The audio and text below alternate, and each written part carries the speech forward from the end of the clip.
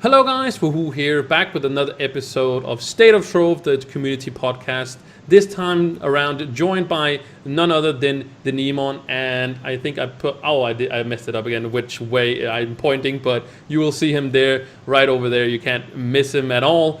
So thank you guys so much for tuning in for this episode. I think we're on episode like 9 or 10 or something of these, and thank you guys for all the support you guys have been showing this podcast. And I hope you guys go join it live. You can find it in the description. You will also find Neemon's live stream as well. He streams way more than I do, and a big help to the community as well. And he also gives a lot of stuff away, so I know that's something that people don't mind having. So you can check all that in the description. If you're watching this on the YouTube, you probably already, if you are in the chat at the moment on the live stream, you probably already know who it is. If you don't, I don't know. You should at least. So thank you guys so much for tuning in, and I will just start off by saying to you, Neemon, thank you so much for being on the podcast. And how you doing, man? Well, I'm doing fine, and I'd like to thank you for inviting me. Sure, of course. Big part of the community, like I said, and long overdue that you were actually to come on here. So thank you so much. So let's just jump into the actual introduction of you. So we'll probably start at like asking you where, in where you're from, and like kind of how your personal life or private life, if you can say it like that, kind of set together, if you can say it like that. Well, I'm from the Midwest, a little state called Kansas. Grew up here, went off to the Marine Corps, and came back. Been married 25 years. Mm. And also, I have the understanding you have a few kids. I have 3 children. One is 28, my little girl. I have one that is 20, my little boy. And then my baby boy, who is 6'4", is 18. Cool, awesome.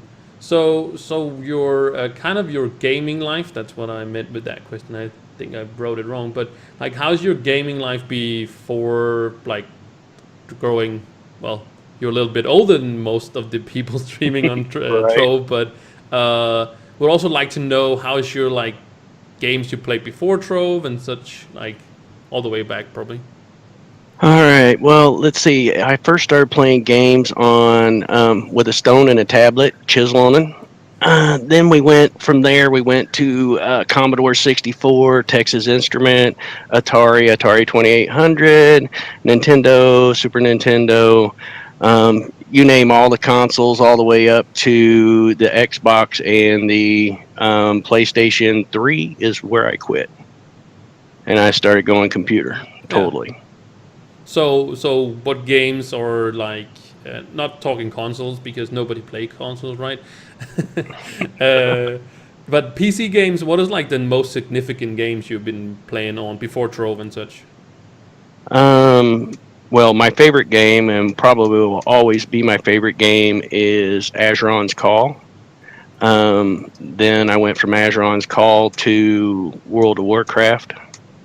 I did alpha, beta, played World of Warcraft for 7 years, something like that. It consumed my life and almost my wife, so I got rid of it and really haven't picked it up since, except for I just got my account back because it got hacked.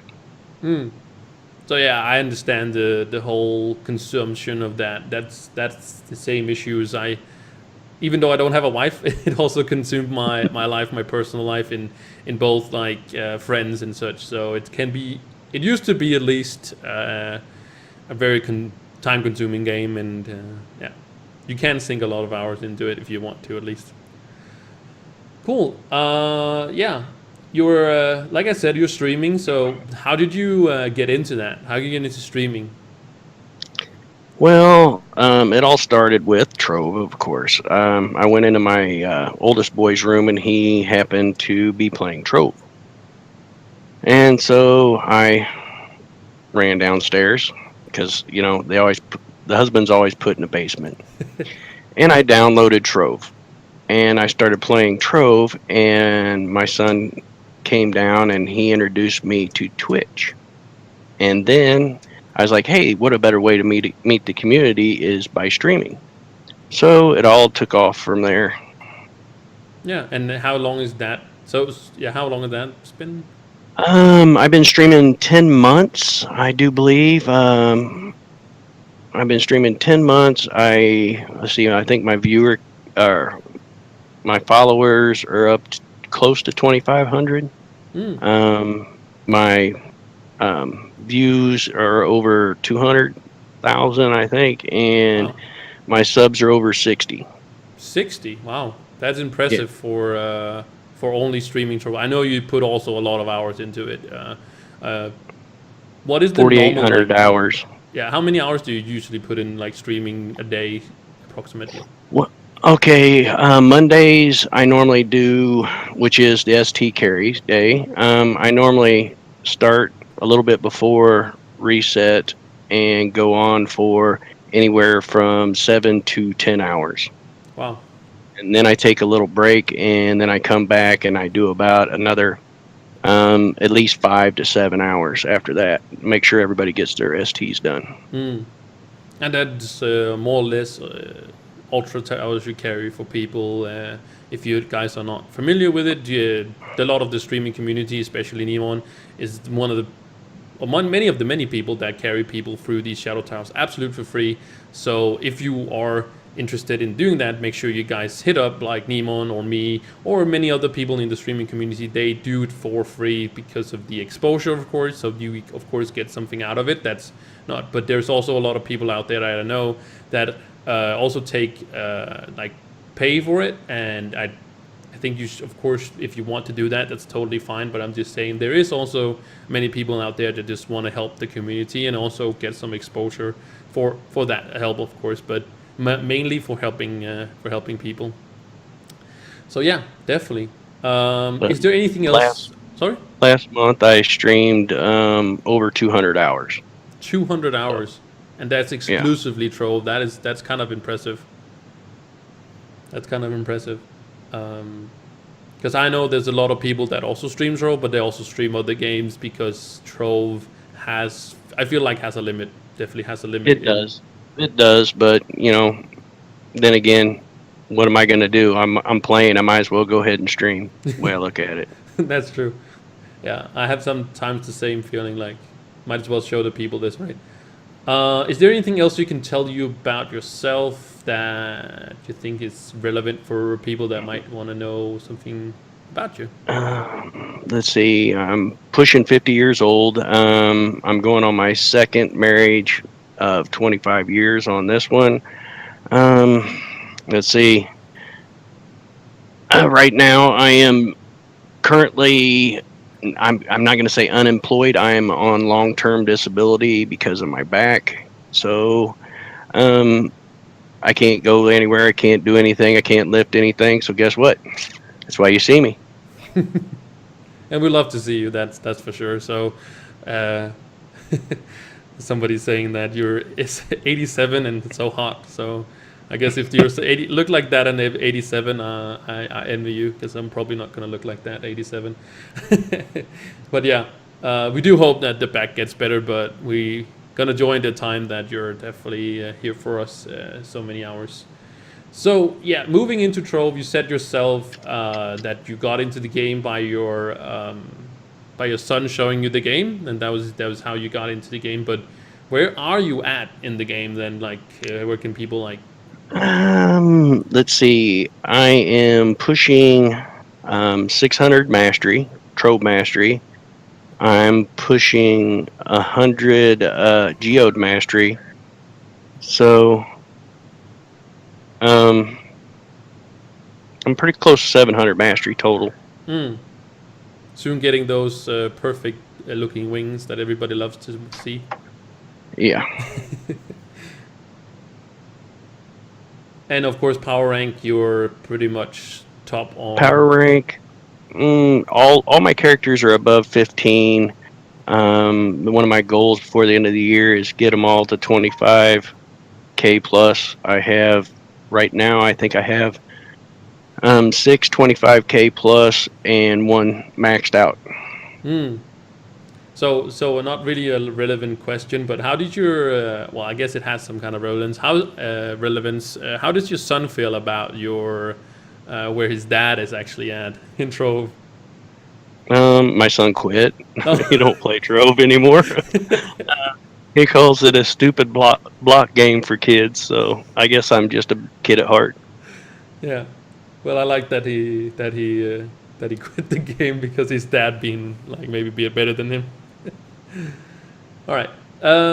So I guess the next thing is how kind of how you play the game. It's kind of understood like um, where you like your mindset at, how you proceed in the game. Do you grind like everything out like hard, or do you kind of just wing it, or yeah, how is your? Well, I used to pull out my wallet and pay for it, but Mm, I don't work now, so I have to do it the hard way and grind like everybody else. So I normally just pick one area, like I picked, uh, let's say, everything out of the chaos crafter. mm, Pick everything out it, craft everything out it, move on to something new, and just go from there. So like right now, I'm working on my geode to finish it out. Then I'll work on the expensive items that are left in Trove. mm. Yeah, because I was talking to another streamer.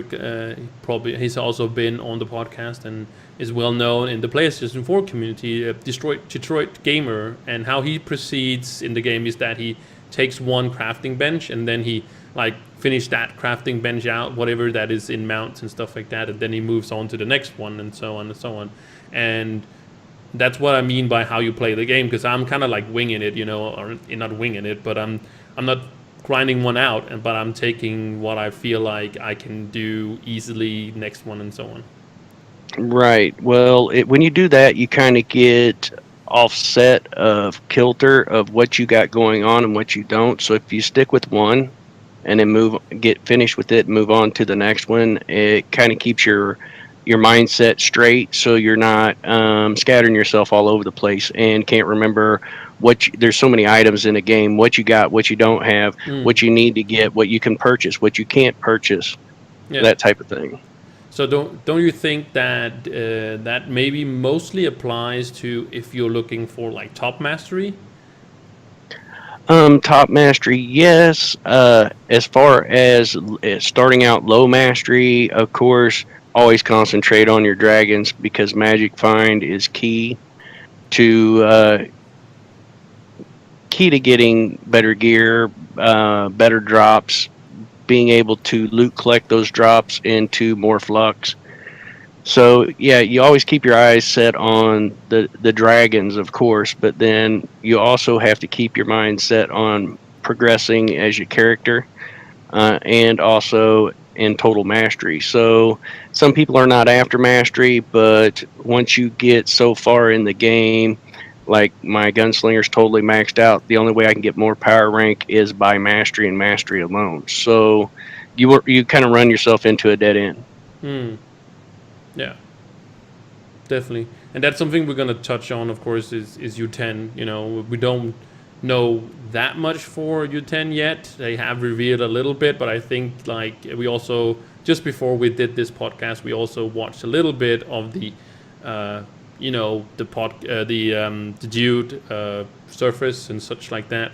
And I think the general rule right now is that it seems like the devs are not 100% set on anything, so it's not really like we know hard facts yet. We know some maybe it's going to be like that, maybe it's not going to be there like that. So we don't want to put in like too much information out there because it seems like maybe it's going to be like that, maybe it's not. So, but rounding out like your about you is that like I like to ask people about their goals, like to talk about like a little bit about the future for you. So what are your the last goals probably, because I know you have a lot of stuff out there. So what are your goals for the game at the moment? Well, first and foremost, by the end of the year, my goal is to get that dang Starfire dragon. the old-fashioned way by looting all the fragments. Um, that and by the end of the year, I would like to have all my characters to 25K. Hmm. So those are the two main goals that I have set for myself. The little side goals are mastery, mastery, and mastery. Master, yeah.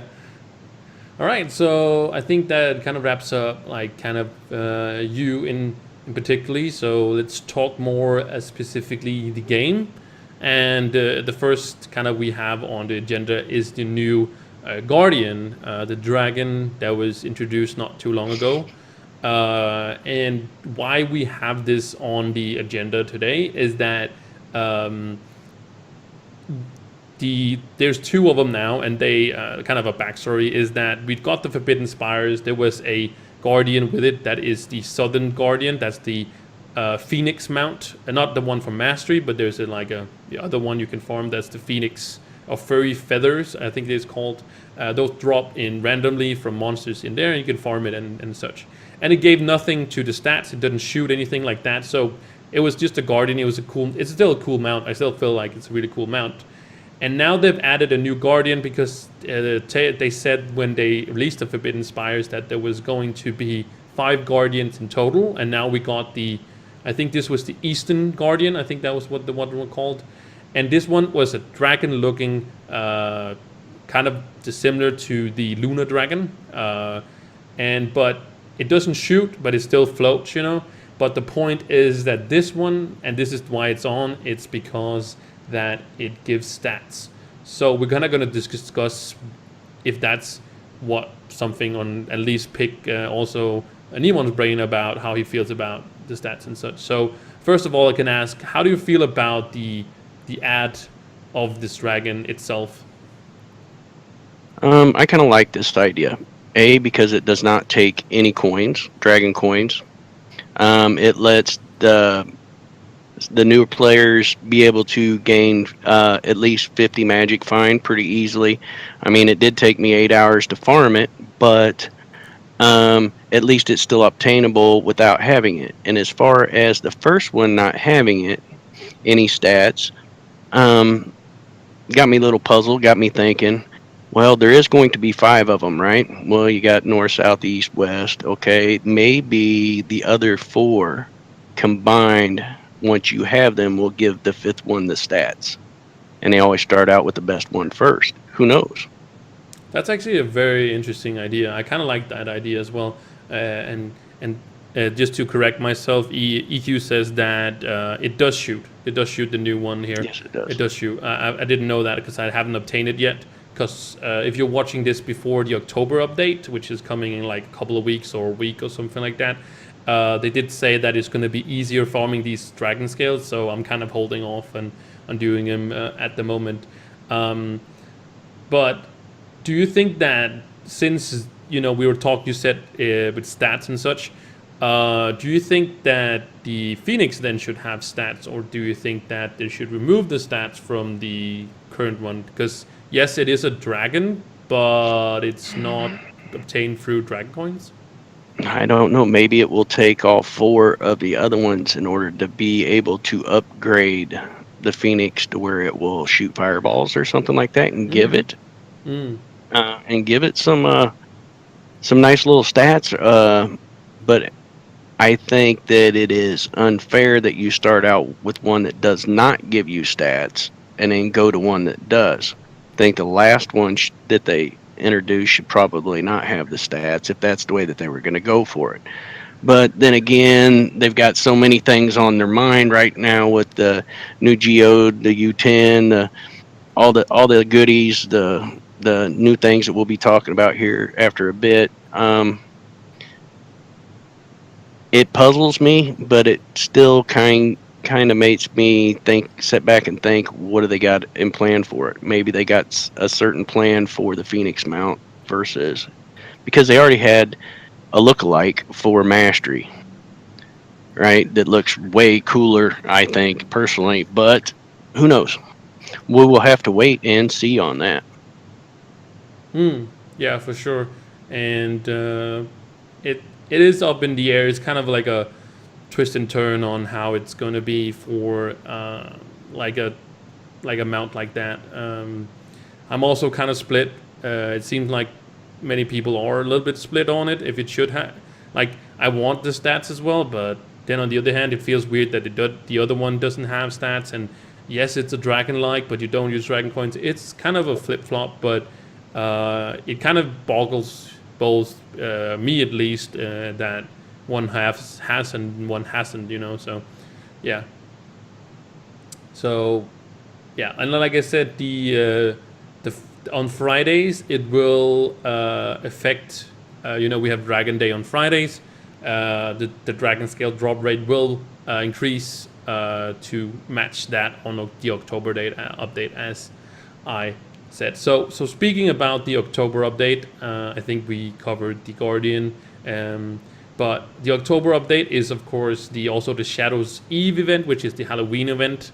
And that's a small patch that's coming before, and then a week after the update, then the Shadows Eve will be there, so it will have some fixes. And also, PTS server will be up in the end of October, so if you guys are interested in that, and also a few packs are coming back. They mentioned them on the podcast. Sorry, the live stream basically. So, what do you think? If we're talking October update, what are you thinking can expect from that? You think like fixes? Well, I'm hoping that they fix the Revenant. Long overdue. Mm. They should have hot fixed it a long time ago, but I think it's going to be pretty much just a basic update for Halloween and prepping them to do the U10 at a further date. So I'm guessing that it's just going to be one of the normal updates where it changes seasons. Excuse me. 100%. Yeah.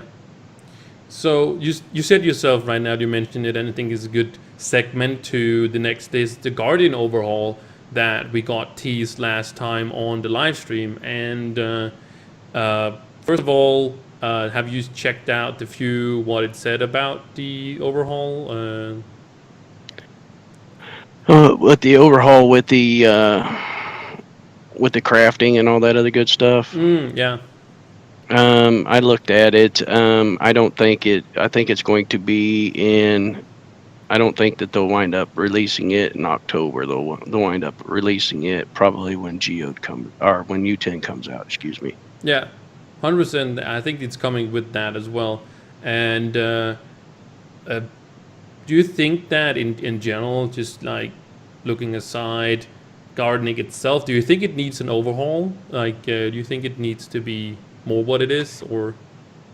Well, if you've noticed, okay, the gardening was first put in right after a little while, and then all of a sudden now we got Geode, and now we're getting U10 and more gardening. Gardening has not been touched for the longest time.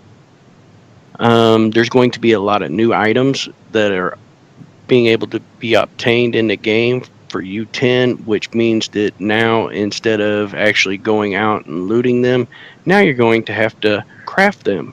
So you're going to have to grow them.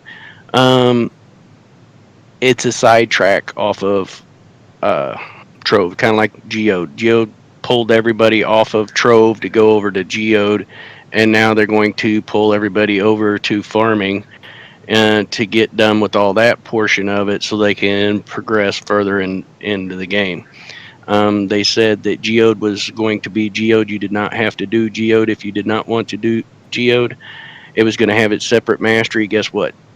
It doesn't have its separate mastery. It's shared mastery. So you have Trove and Geode mastery on items. So more than likely, it's going to have to be something that gets done if you're in the mastery race. Yeah, exactly. Like, it's something you do have to obtain, and And speaking of like of something entertaining, the overhaul for gardening is something that is coming. Do you think that if they have success with this overhaul, we're going to see other professions also overhaul? Because in some way, these professions are kind of passive. You know, you just level it up as fast as possible just to get the mastery out of it. So, um, do you think if they have success with this, they're going to do it to other professions? Well, what they did with this one is it's not going to be level it up and get rid of it like all the other crafting benches and everything else.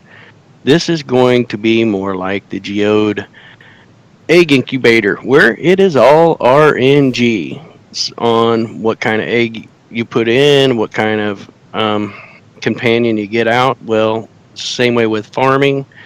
Whatever you plant, it's RNG what's going to be coming out. So it's they're going to the good old fashioned RNG whiz.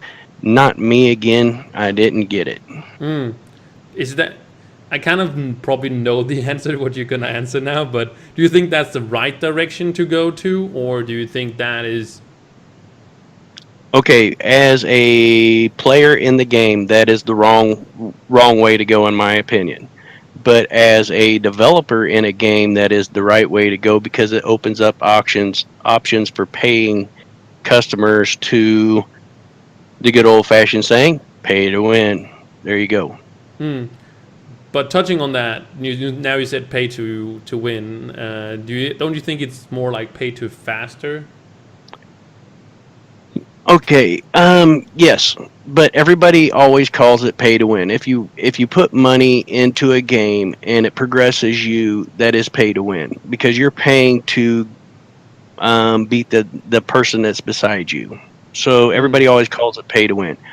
Personally, I call it pay to progress because there is a pay to win. Hmm. You pay to win when there's an end game objective. Trove has no end game objective. Okay, so it's pay to progress to get up as high as you possibly can for the next release. Hmm. Now, let's say Pac-Man, for instance, you can pay to win because there's an end to Pac-Man. There's the last stage, everything else. So that's what I'm saying. If there's an end, you can pay to win. If there's no end, it's pay to advance. Yeah, and that's what I kind of like to use the word instead of that because also negative is kind of on the. I feel like it's very negative pay to win, and because they're in a free to play game, there should be an option to go faster if you choose to do so. But there are so many people out there that has like way higher mastery than I have, for example. Even though I haven't paid a lot of money in the game, and I've said this many times as well, that there is options for you to be top mastery. Well, not top mastery like number one because there is some stuff that is behind that, but you don't win anything in Trove, so you can be very high on mastery even though you're not paying for it. Somebody asked in the chat something about cross-platform. I think we can squeeze that one in. So cross-platform, I wish that we had cross-platform. I know it's probably very hard and very expensive to put in, but I would love to have it to help people on different like on consoles and such. Um, don't really mind not trading stuff with people. Don't really care for that. Don't really need it. I think if that's something that couldn't be in the game, I think that it would be great if we can just have cross platform. But how do you feel about cross platform? I think cross-platform would be awesome, except for the economy portion of it. So the way that I would look at it is, you can go on a European server, you can go on the American server, you can go on to PTS, right? Why can't they add a console? Xbox. Why can't they add? I know it.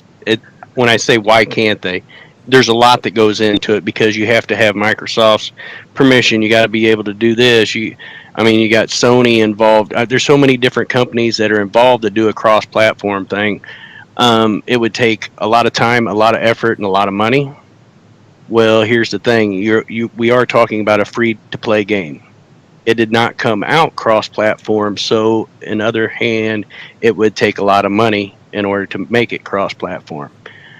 And going back to the pay to advance thing, I'm a firm believer if you like a game and you can afford it, to go ahead and purchase something, because of, if nobody purchases anything, this game is null and void. It's going bye bye because there's no revenue coming in for it. So the dev team goes bye bye, everything goes bye bye, and then throughout the years, I've seen things just drop off the end of the map, go on to the next item. So I'm a firm believer, if you like a game, to support it one way or another. Yeah, 100%. And any way that you feel like is enough, like just taking, for example, the charity pack that was there's on right now, and this also coming as second part of it. You're still helping somebody else, like the kids. You're only not helping Triumph, but you're also helping the kids, which is, if you feel like that is the motivation for you to both support the game, but also have like a for a course or something like that, and you also get some stuff out of it, of course. So yeah. So talking about the future, also we talked a little bit on the Crash platform. We had a little question about that. I think it was a good segment. But U10, we talked about. They talked about power rank required for U10. They were playing around with 15,000. That's what we heard. People didn't seem to be very happy about the 15,000, even though it would kind of. I don't know if it would make sense, but it would make sense in some ways, but also in other ways it wouldn't make sense, because it's the other levels or the other portals or the other worlds basically requires always double, double, double. So U8 is 5,000, then U9 is 10,000, and then of course U10 would probably be with 20,000, right? So talking about power rank, and what do you think, if we're saying, let's do 15,000 first. What do you think a comfortable power rank will be for clearing like U10? What do you think? The clearing U10? Yeah. Probably. Well, here's where the new gems, the new items, and everything else are going to come in effect. So going in at a max character at 26K, should I have difficulties? Yes, I probably should. I should still be able to do it, but should I have difficulties? Yes, because if I don't have difficulties, guess what? What difference does it? What difference is it from U9, Yeah, exactly. U10 if I'm not having any difficulties? So, in my opinion, since they said that they are going to make like a U7, a U8, a U9, and a U10 of the geode area, keep it the double double. Double double double double. So it should be 20K to get in to the U10. You can always go into U9 of the geode area and get the same stuff that you can get in the U10, except for, lo and behold, the new gem dust, right? It'll be a higher graded gem, a better dust, or what have you, but you're still able to get in there at 10K. So that's just my personal opinion, because if they make it 15K, that means that it's going to be entirely too easy. Yeah, probably, yeah. And we are missing some like, especially as you said yourself, 26,000. I am at, I think my highest is 23,000, and I don't feel like I have an incentive to actually boost my characters up and spend that both flux or dust to increase it to 26,000, because it's not really difficult enough for it to be matter, right? So a requirement of 20,000 is is of course is something I think that should be needed as well. To newer players, I hope that it's only going to be 15,000, but that's just being a care bearer about new players. But I would of course love to see as a higher player, or in-game player, I would definitely also see 20,000 being the requirement, and actually have some difficulty and 26,000. Now, they have catered to the newer players for quite a few patches, right?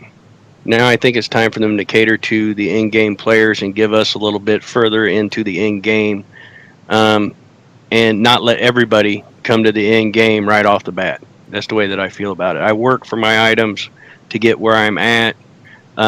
Everybody else needs to work for their items to get right up there.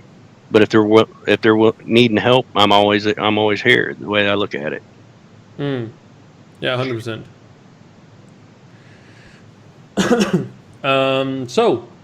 Crystal Gear, talking more about U10. Crystal Gear is the new tier of gear. We're not receiving a new tier of gems, so they're going to stay at Stellar, but we're getting new color of a gem, and we thought it's going to be green of the gems. They haven't revealed what the real color is going to be. We thought it's going to be green. We also thought names like Astral was running around or been throwing around by people as the new name for the game, or gear, sorry, new gear tier, that's what it's called. But it ended up being Crystal. And first of all, I would like to know your feelings on, or how you feel about the name itself, Crystal. I see where they're going with it. It's everything's geode based, which is Crystal is geode based. I still think that they needed to change the name. It needed to be something different than just Crystal. We already have Crystal in the game. You got to have crystals in order when you do geode, right? So they could have added Crystal something on the end of it or something before it. That way, it still had the Crystal name involved and it all kind of mapped together. But it is going to be, I mean, just like you got crystal pins, right, for crystal pinatas. Mm. Well, you have crystals, which means those are what you get out of the crystal pins. Now, when you say crystal, now are you talking about the crystals? Are you talking about the pins? Are you talking about the gear? What are we talking about? So I think that they needed to think that through a little bit, maybe add a little bit of something like astral crystals. Hey, there we go, right? Now we know what we're talking about. Yeah. So at least make it a little bit defined a little bit more. That way everything's not totally blending together. Hmm. Somebody's actually putting in the chat, right? An astral crystal gear could actually be very, very common. When I first heard astral, I was like, maybe it's not going to be that. But after I heard personally, like you were saying, the crystal gear also is creating some confusion. At least I feel like, well, you're probably going to know what you're talking about still, but it's still it feels like it's too much of an easy name. As it's like, it feels like it's a placeholder name for what it actually should be. Like I said, when I heard Astral, is that I was not sure that Astral was the good name as well. But now that when I know it's going to be called Crystals, I like better the Astral name, because like you said yourself, we already have crystals. And the funny thing is that they've also said that crystals we're farming right now, you get it from the lesser crystal caches. You found them just running around in the geocaves, and also from crystal pins and stuff like that.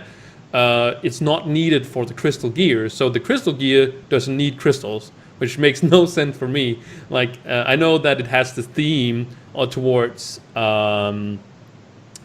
gear, right, which is all about crystals, right? But still, I think it's too easy of a name. I think they could have not had to pick Astral. They could have picked something else that also was space related or something like that. Just call it Space Gear. I don't know, but Yes, I understand, and I 100% agree with both. They should if they could have found another name that would melt together with the geode. So they did say today on today's live stream that, because we heard last time before that we couldn't upgrade our crystals our stellars into crystals. You couldn't forge them up, and then it's just I sent the question to Neemon about, is it just going to be drops, and then how is Magic Find going to filter into that? So I think we can, if we're saying that, if we play with the idea that it can be forged up, that it's a new item that is like a crafting material that is dropping you 10 from like the 5-star bosses or something like that, maybe it is, but let's just play around with the idea.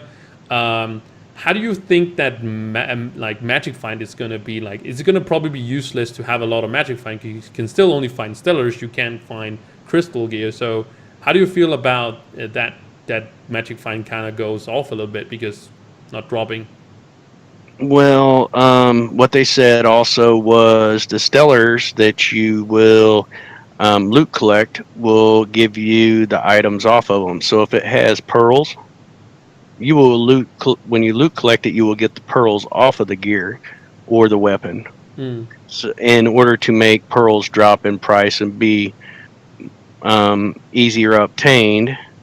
So, and as far as the construction or dropping of the new crystal gear, um, somehow, some way, I'm thinking there's going to be an item that drops. Say a weapon, it drops.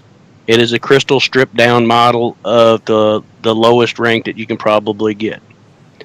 Then, in order for you to upgrade it, it is going to take all these new materials that you have to farm for.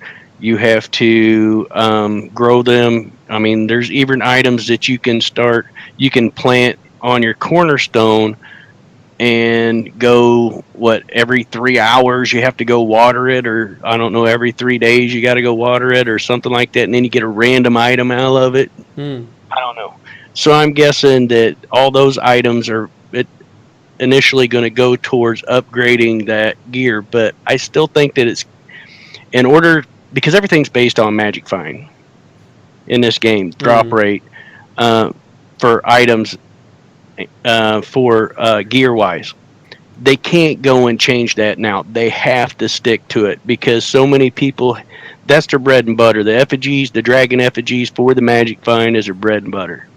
So I think it's still going to make a difference on what drops there. Um, More stellars that drop there. Of course, when you deconstruct them, you'll get the items off of them and whatnot. But they said that they didn't want you to lose. What they say, lose the progression of what you've put into your weapons and your gear already. Hmm. So it's just my observation is on other games is there is going to be an item that drops. It might be a base. It might be, let's say, a weapon. You might find let's say a sword. You might find the hilt here off this drop. You might find the left side of the blade on this one, right? And you have to craft them together or so forth and so on to make it last a little longer or what have you. Who knows what's going to happen until it does? But I still believe that Magic Find is going to play a big key into the game.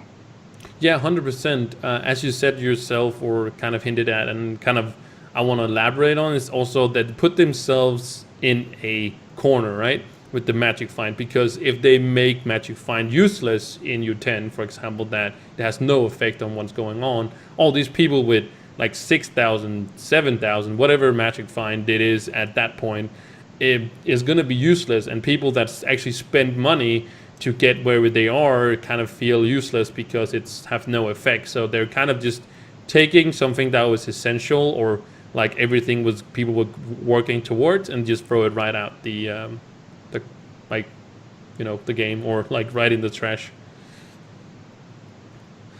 Make a lot So of people mad.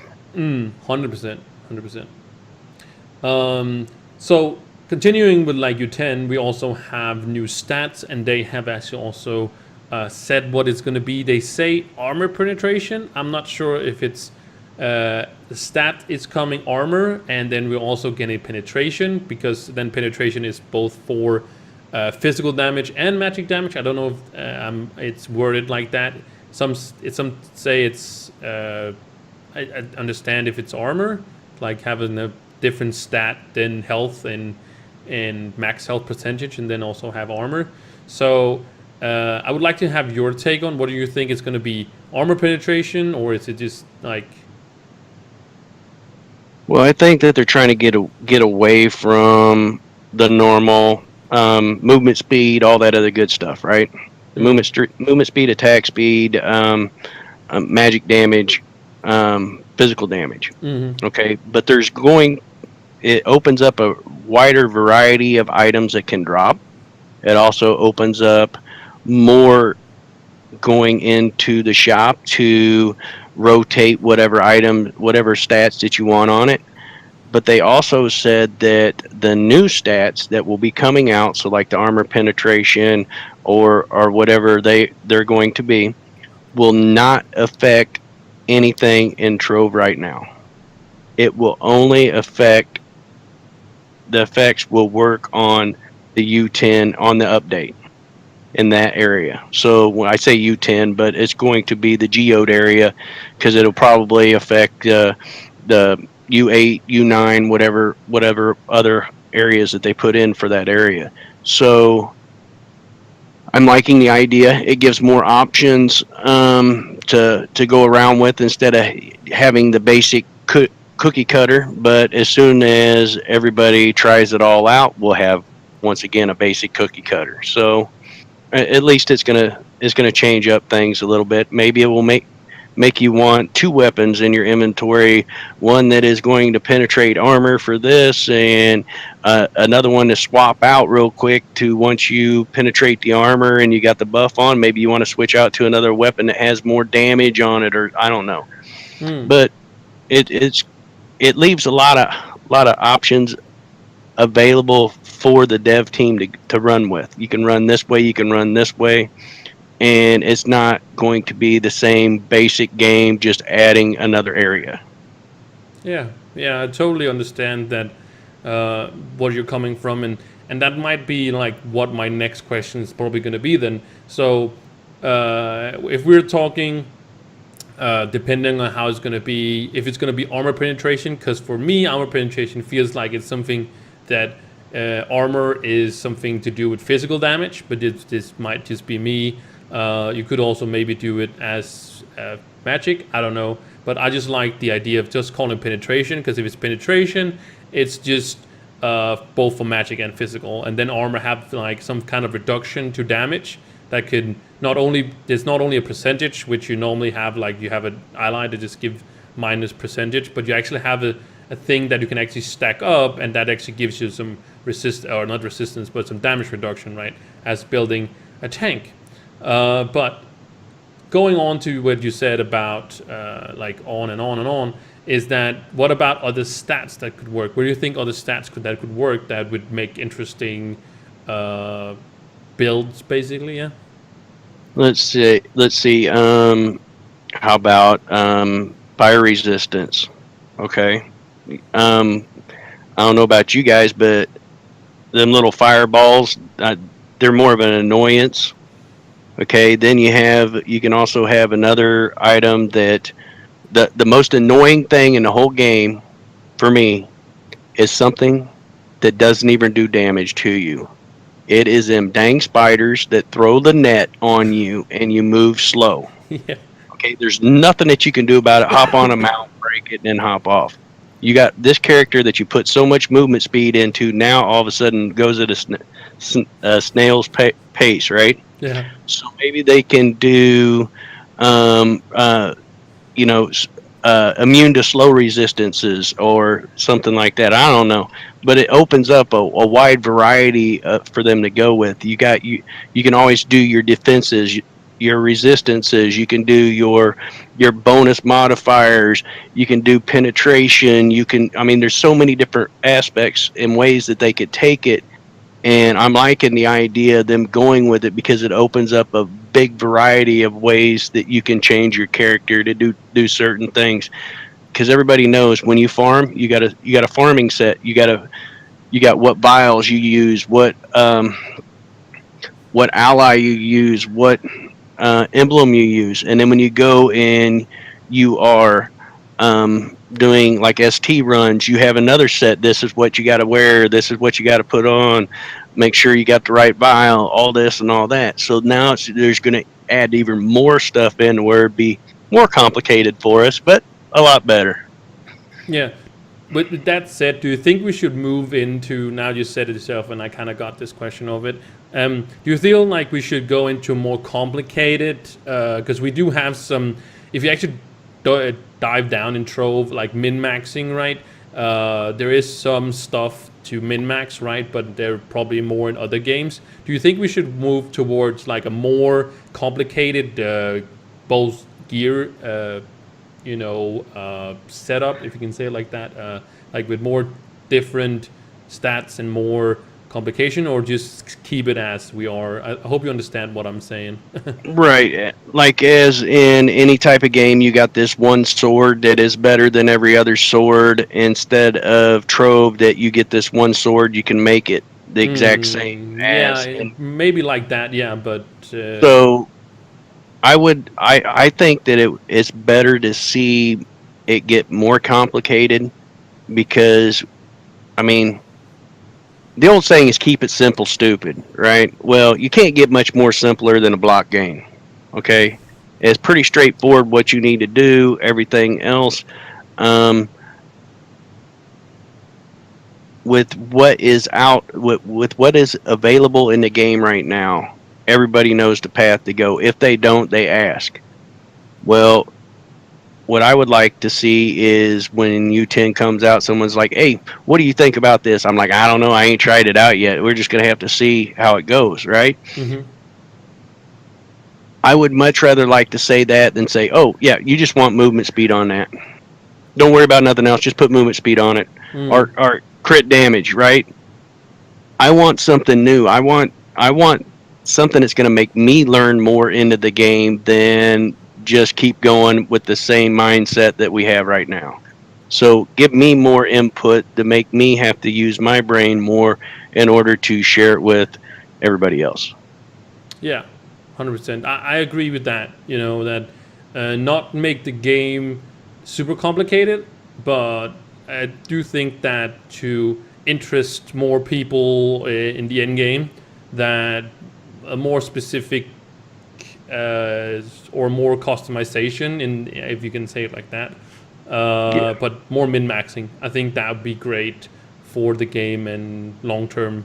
Also interest these, and as you said yourself, different sets of gear probably. Like you said, if you just have your farming gear or you have your, well, you kind of have that still, but as you said, some More slow. stats, Yeah. more items. Okay. That now they did say that they were tossing around maybe having a fist stat on something, right? So instead of having the casual four stats, once you beef it up, having a fifth stat. Well, if that's the case, then if they only come out with one or two new stats, it's not going to be very difficult because you're going to have your cookie cutter item plus one of the other stats, right? So now what would be interesting is it. Let's say they let you can the max health because max health is pretty much on everything, right? Say you didn't want the health, you wanted the armor penetration and a resistance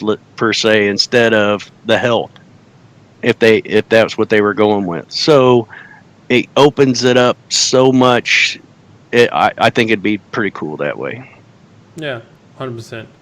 And I think we can discuss stats and min maxing like all day, but I think we're gonna leave it by that and see what we're gonna see because they have only said something about armor penetration. So probably when we get closer to year 10, we're gonna see more stats added than just armor penetration. But all in all, I think armor penetration is a step in the right direction instead of just having like flat max health or max health percentage as stats you wouldn't have on your gems, basically. So, kind of going a little bit back, we talked the future, right? So, going a little bit back into Geode because it has also been a big topic lately. Eggs has been a big topic. But I would like to ask you actually first about Geode itself. It's not something we have really discussed, but you're actually, I've also seen on your stream you farming Geode. So, could you just like kind of quickly just tell us how you feel about Geode and Geode update or Geode in general? Um, I don't dislike Geode. I don't like Geode. I mean, it's something that I have to do. It is standing in my way for progression, so I'm doing it. As far as farming the items in there, it pretty much is the exact same of going out and farming dungeons for for gems. The only problem is you get reset every so often. You go all the way back to the beginning. So it'd be like you starting out at um, Uber 1 and then making it to Uber 9 and staying in Uber 9 for 5 minutes. Then all of a sudden you get sent back to Uber 1. So now we got to make it all the way through Uber 1 to get back to Uber 9. Kind of like that. But as far as the eggs go, they need to make more items in game that will up the chances for the eggs. Like you already have the lodestars and all that other good stuff, right? Why not be able to put a lodestar on a silver and guarantee it to be something? Or if you have a golden egg, have a new item put in the game that is like a lodestar that will guarantee you to get one of the companions that you don't have. Now I heard them toss around the idea about having an effigy for it. Moneymaker, yes, maybe so. I don't think that it needs to be gone that far. They just need to relook the situation and look at another outlet for more revenue instead of Geode. Geode's already out. Let's leave it be and maybe improve it and learn from our mistakes of what's going on. Quit leaving RNG up that much, I should say. I mean, RNG should play a factor, yes. But as far as only being able to upgrade a bronze egg and nothing that you can do for a silver egg and nothing that you can do for a golden egg, that ain't right. You should be able to at least do something to them to better your chances. Doesn't have to be a perfect 100% chance, but something that you can do to up it a 50% chance, a 25% chance, a 33.333% chance, something that you put your time into the game to get this item to be able to up your chances instead of leaving it all up to RNG. 100%. I do agree, and I feel like you have a more insight on what it is. And as you said yourself, I think a companion effigy, as you said yourself, is something that I think should be there. So there's for the people that do want to, skip it, can skip it if they want to. But somebody EQ put in the chat egg comma bar. So I make sure I said that correctly. So you're working towards like bronze eggs, for example. If you put it like open, let's say, I don't know how many it should be. Let's just say 70. Seems maybe like a lot, but let's say 70. If you open 70, eggs, you're guaranteed at least a silver companion, right? I don't think it should be a golden. I think that would be like kind of a little bit too crazy because we do want some RNG, but we don't want like 100% if you're not paying for it, of course. That's what I'm saying. But you're some way of getting, you can see you working towards at least getting like a silver, and then maybe if you have like 70 silver eggs, you're guaranteed to get like a golden one. I know 70 silver eggs is kind of also out there, but like 70 copper, then cut it in half, and say 35 silver, then cut that in half for the gold or so forth, like that. Yeah, could definitely be like that. Like 35 silver could be like that. It's just like random numbers because I know like some people farm at least 300 like what's it called, 300 copper eggs. I'm sitting on almost 500 right now. Yeah, and somebody else on 500 eggs, and you might be, why are they doing 500? Well, it's because they don't have what it takes yet, and they just gotta have to play the RNG. And I don't think that it should be RNG, that much RNG. I think they should, if you can put the RNG scale on 1 to 10, and the 10 is what it is right now, how much RNG it is right now by the bronze eggs, just getting those. I think they should cut it down to at least half and like make some kind of way of working towards it, that you're at least getting some kind of guaranteed like bronze eggs, like we talked about, that you're at least guaranteed to get a silver reward or maybe even a golden reward. But yeah, like that. And also like a companion effigy, if you that's what you're looking for, then you're guaranteed to at least get a golden one on it. And I don't think the dragons are of course 7,500 credits, but I don't think it should be that much expensive for effigy like that. But numbers is something Trian Walls works on and not me. So, but yeah, I kind of like the karma bar in indeed. So yeah, and also somebody said even somebody even said in the chat, he opened 2 golden eggs and he got the same rare in it, and that feels even like it doesn't feel that bad if you're working towards it, like, oh damn, I got the same one, right? But if you are buying, for example, the packs, you can buy the packs. There is golden eggs in those, and you get the same rare. That feels even worse. So I think at least for if they're not gonna change like much with the eggs at all, like put in a karma bar or making it like less RNG, I think at least they should make like the silver ones and the golden ones not something you can get the same off, maybe like in that sense, so you don't get copies at least of them. I don't know if that's big enough a change, but it's some change at least. Or make the gold and the silver eggs RNG in every single tier 1, tier 2, tier 3, tier 4, tier 5. That way you got better option or better chance at getting them. They don't have to up it, but just let there at least be a chance, an RNG chance. Yeah. That way you can obtain them a lot easier and have a better chance that way if they're not going to do anything with it. Yeah, exactly. And it's just RNG, but like EQ says, maybe also make a shiny version of in the pack, like that'd be kind of awesome. And also what they could put in is, it's maybe because I love tomes. They also talked about the Binding of Darkness tome, and they said it was not going to be a lesser one. So yeah, I think that's great as well for some people. But also a tome for eggs, maybe. Maybe not golden eggs, a tome for golden eggs, but at least 1 silver egg per week, maybe.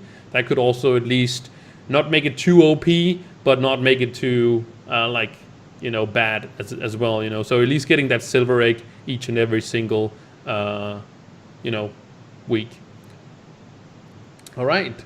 So talking Jude and also Dragon Effigy, I think we're gonna move into the last part of the podcast. That's gonna talk some endgame, and who better to talk than Neemon about endgame? Because he is very much an endgame player. So first of all, I'm gonna ask you, how do you feel about Shadow Towers in its current form? Current form, I mean, it's all right. I mean, it's what I've come to know is Shadow Tower after Shadow Tower. It just, when you're doing carries, it's set up in the right way where you can pick. They changed it to where it will automatically stay on the difficulty. What I don't like is how it automatically switches to the highest one that you can go to right off the bat. After you go in one, it needs to, like, say you go into hard mode Hydra, and when you come back out, it is instantly set to hard mode Daughter of the Moon. I think it still needs to be set to hard mode Hydra. That way you can keep track of where you're going. You can go in and out very fast. And because it kind of sucks when you're doing the same thing. Say you're farming for the badge, you got to keep changing it. Well, that's one reason why they changed it from staying on the difficulty. Well, they didn't keep it staying on the same boss, so they kept it on the same difficulty, but not on the same boss. Which is, and if you're doing Spike Walker, for instance, which is the longest path, you got to keep dragging it down and click on the Spike Walker one, which sometimes it clicks and sometimes it doesn't, because when you're going fast, we all know the faster you go, the more you get, right? Mm-hmm. So on that, I wish they had changed that part. But Shadow Towers is just what I know is what they offer.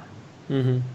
Yeah, it is kind of the lesser of evils, or Shadow Towers is at least to kind of sum up the kind of the Shadow Towers is that we did get an Eclipse update for like a year ago now, I think it was, and it was more of a swing and a miss, and we haven't seen anything to it.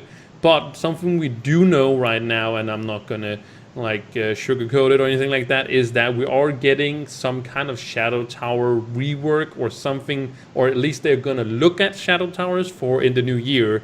So whenever everything is U10, people keep asking about Shadow Towers, and they say later, later, later. So hopefully we can see something that's gonna make Shadow Tower feel new and interesting, and not as linear maybe as it is right now.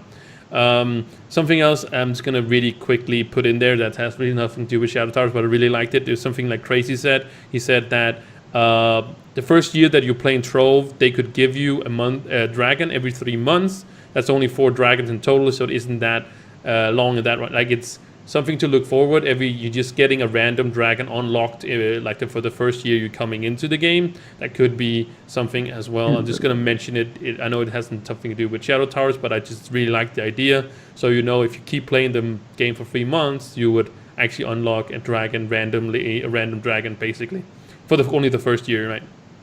All right.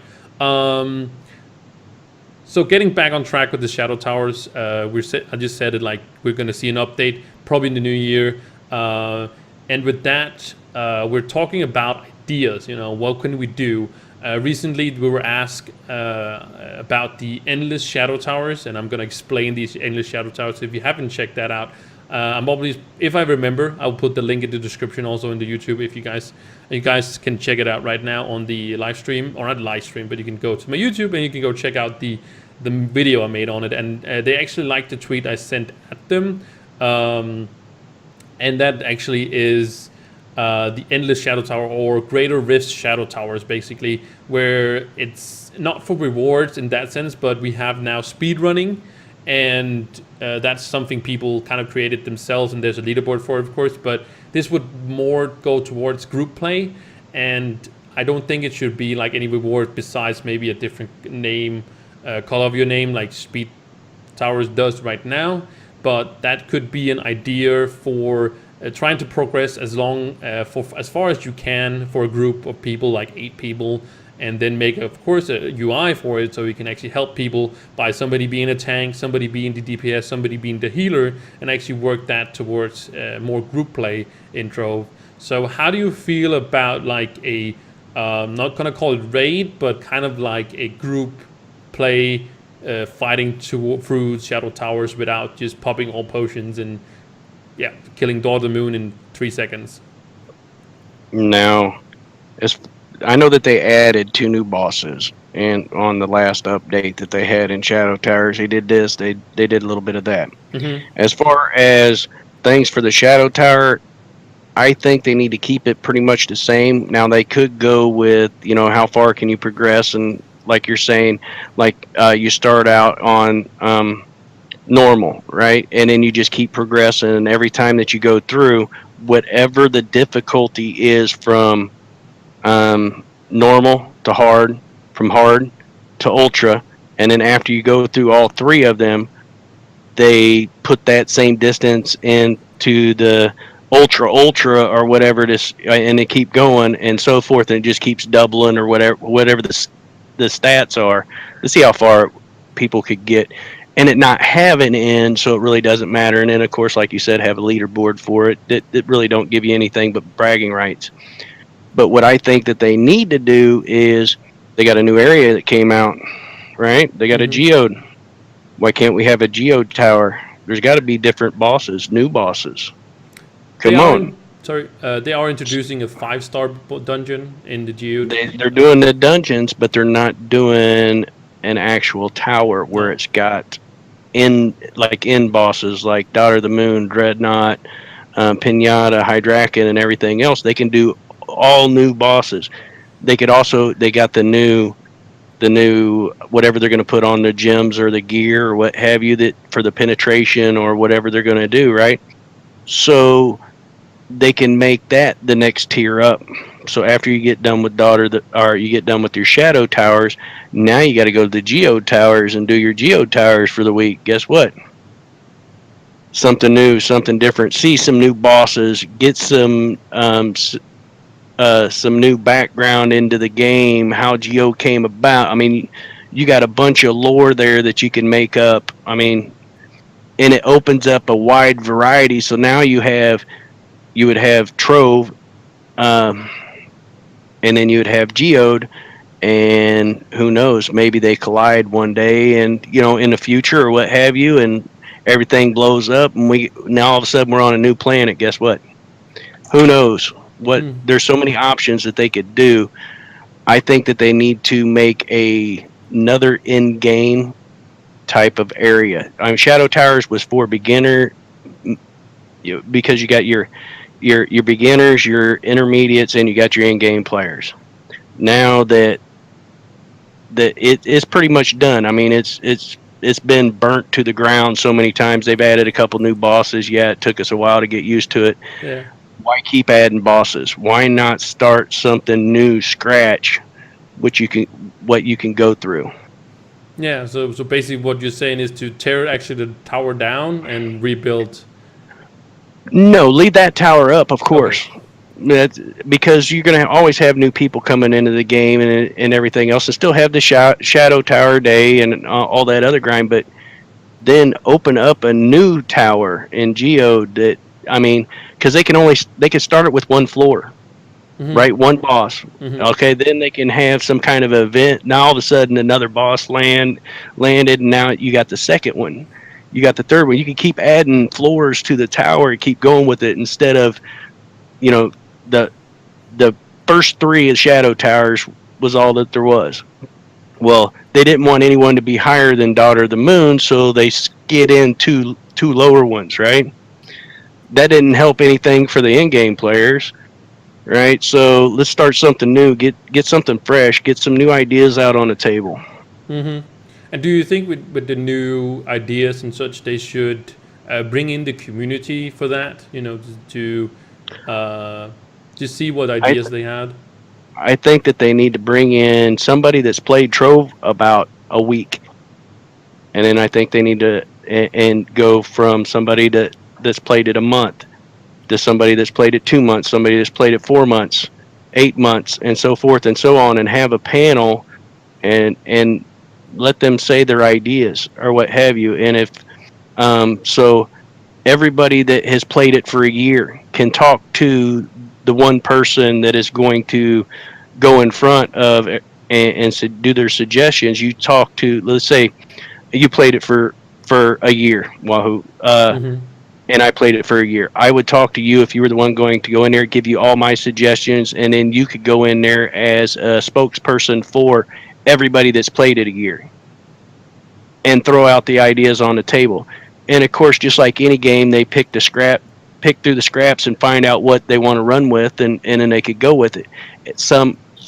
Most often, it is a twist off of someone's idea with what they've already had planned for the game. It just made it that much better. So I think that would be pretty good to actually have players suggest items in the game instead of a lot of times it just being the people behind the curtain. The man behind the curtain pulling all the strings. This is what's going to happen. This is what's going to happen. This is going to happen. Mm-hmm. Yeah, 100%. And I totally agree with what you're saying, to bring in different people on different levels to kind of get a broadened idea of what it is. And as I'm kind of promoting myself again, sorry, is that I did make the video and I did tweet it at them and they liked the video, so I know they've seen it. And they've also talked about it on the podcast. On the live stream, the dev live stream. They've talked about it a little bit. So as in the last podcast we did, we talked to Zero, who's the community guy that writes down the live stream notes that I use for the new show and such. We talked about like a lot about bringing the ideas to Tryon in a like a positive way, and I think this is also the same way. Have an idea. Maybe they're not gonna use all of your idea, maybe just some of it, or maybe that's gonna spark something that is going to bring the progress further along. So it's always very important to bring the ideas to them, and maybe they won't use them, or maybe they will. Anyways, they're at least going to spark maybe some conversation on whatnot. So yeah, definitely. You always got to have the light switch in order for the light bulb to turn on. That's the way I 100%. look at it. Yeah, 100%. So probably the last question we're gonna do right now is that also a future question probably, but do you think that U10 is going to bring that what people are looking for, whatever it's going to be, like garden overhaul? Maybe somebody excited for that, or maybe the new gear, or maybe the new gems, or something like that. But do you think that U10 update here, the big update here, is going to bring what people are looking for, basically, in content? Well, U10 is going to bring back a lot of in-game players that has already pretty much quit the game or play it very rarely. Now the question is, did Trove or Tryon do the right thing and are going to keep their interest in it? I don't know. We'll have to see upon that. Because if it is another, let's blast through it in 30 days and we're done, guess what? The in-game players are pretty much, they're done with it again. They're back out, right? Mm-hmm. What they need to do is worry more about the in-game players, the ones that have put time into the game and has kept this game going. Now, of course, you always want to go with have something for the new players, right? But the old players are what's keeping it going right now, and we're losing a lot of the old players. They're slowly drifting off, and I do believe that U10 is going to bring a lot of them back. Mm-hmm. But for how long, we'll just have to wait and see. Let's see if they did it the right way and am going to keep the interest of the in-game player into the game. Because once you get to the end game, guess what? It's end, right? The end. You have to find you another game, and that's what a lot of them have done. But a lot of them still like Trove. It's just, when you've done everything in the game, what else is there to do but rinse and repeat? You can only grind so much. Yeah, exactly. And I think it's also because a lot of people have vested so much time in it, so they keep around. And yeah, and I definitely agree with that. And I also think that U10 hopefully is going to bring back people to the game, at least for a while, and let's hope that they stick around. But at least probably me and Neemon, and probably a lot of other people in chat right now, is probably gonna stick with the game for some time still, depending on many things. But I don't think the U10 is gonna kill it for us. We're just gonna look forward to it at least. So I think that wraps up more or less what we had on the program, or for the points of the show today. So I think we're gonna wrap it up here. If you don't have anything you want to add. No, I'm pretty good. All right, cool. So we did have a few, quite decent information. My main point was also that we got to know Neemon. And if you're watching this on YouTube, make sure you guys go to the description and check out Neemon. Like he said in the beginning, he streams like a bunch of Trove, and like 10 hours, you probably got a big chance of going in and checking him out. So I do want to thank you so much, Neemon, for coming on. I do really super appreciate it. Thank you for taking the time and coming on and talking, not only with me, but also with the community, because I know you're also a big community man. I appreciate the opportunity. Cool. So, thank you, Detroit. Again, I want to thank also like I said, I just thank Neemon, but I also thank everybody in chat that watched it live. You can also go to the description, you can find my live stream, and you can also go here, check me out.